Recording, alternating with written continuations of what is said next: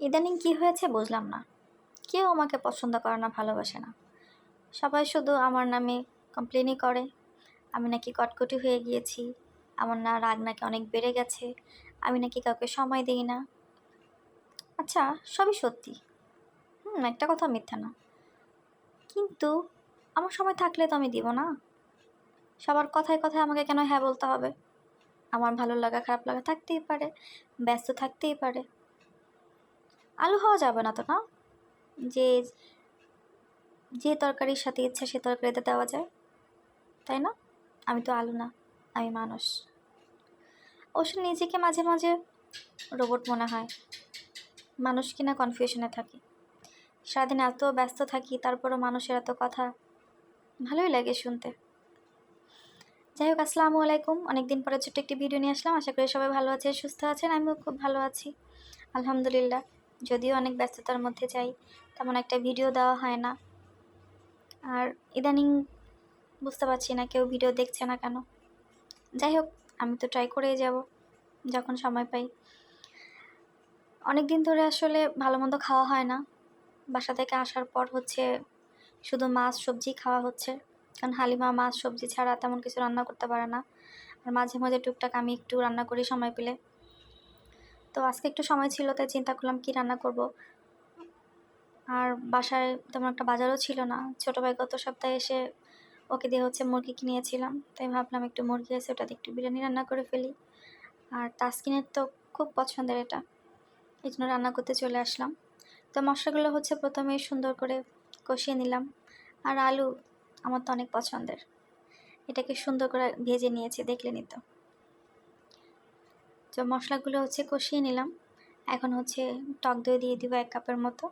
এটা আগে ফেটে নিয়েছি, কারণ আগে যদি আপনি ফাটিয়ে না আনেন তাহলে দেওয়ার পরে একটু মানে থাকে, মনে হয় যে নষ্ট হয়ে গেছে, মিশে না, ফিনিশিংটা ভালো আসে না মশলা। সো আগে আমি খুব সুন্দর করে মিশিয়ে নিয়েছি চামচ দিয়ে, দেন দিয়ে দিলাম। দেখেন, বলেন আমি রান্না করতে পারি কি না? মশলাটার দিকে তাকান, কত সুন্দর একটা কালার আসছে। অনেকেই বলে আমি নাকি রান্না করতে পারি না, আমার খাবার নাকি হয়তো মজা হবে না। যদিও তারা টেস্ট না করেই বলে। অবশ্য আমিও বলি না, কারণ আমি রান্না করতে খুবই কষ্ট লাগে আমার। আমি রান্নার ক্ষেত্রে খুবই অলস। আমার কাছে অন্য কেউ যদি যেটাই রান্না করে দিক, ভালো হোক খারাপ হোক, আমি সুন্দর মতো হ্যাপিলে খেয়ে নিতে পারবো। কিন্তু নিজে রান্না করতে খুব কষ্ট লাগে। যদিও আমার রান্না অনেক মজা হয়, সবাই প্রশংসা করে আমার রান্না। যাই হোক, মাংসটা তুলে দিলাম। এখন পোলাও চালটা সুন্দর করে ভেজে নিব। আর এটা আমি 8 থেকে 10 মিনিটের মতো ভেজে নিব, ঝরঝরা করে নিব। দেন গরম পানি দিয়ে দিলাম। আমি গরম পানিটা মেপে দিই, বাট আমার আম্মা বলে এমনিতেই দিলে নাকি হয়ে যায় তার ঠিকঠাক মতো। আমি অবশ্য হয় না, এতটা এক্সপার্ট না।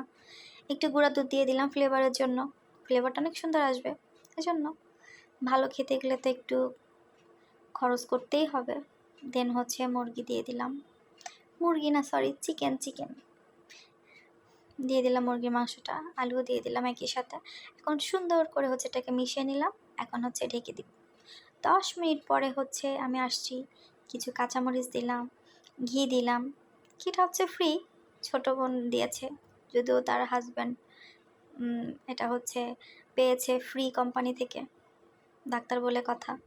সো আমার জন্য রেখে দিয়েছিল, কারণ ওরা কেউ ঘি খেতে পছন্দ করে না, একমাত্র আমি ছাড়া। খাই আর মোটা হয়, এটা ছাড়া কোনো কাজ নেই। যাই হোক, দেখেন আমার চিকেন বিরিয়ানিটা কত সুন্দর কালার আসছে এবং এটা রেডি হয়ে গেছে। দেখতে সুন্দর না? দেখতে সুন্দর হলে তো অবশ্যই খেতে মজার হয়। বেরেস্তাগুলো দিয়ে দিলাম। আর দেখেন কত সুন্দর ঘ্রাণটা, জাস্ট না অসাধারণ। এখন আমি তাসকিনকে খাওয়াই দিব, কারণ এরপর আমার অনলাইন ক্লাস শুরু হয়ে যাবে। টানা 6 ঘন্টা আমাকে অনলাইন ক্লাস করতে হবে। উফ, আল্লাহ হাফেজ।